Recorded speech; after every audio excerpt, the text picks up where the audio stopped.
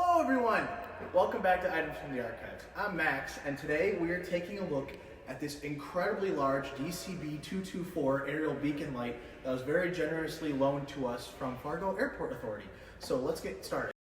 Just like our previous Items from the Archive video, this light was originally intended to help pilots find the airport in the dark or poor weather. Its designation was DCB-224, with the DCB standing for Directional Code Beacon. The model that we have on display was made by Carlisle and Finch in the early 1930s.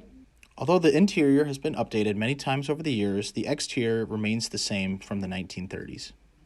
The light we have here was originally installed on top of the old terminal building on the east side of the airport.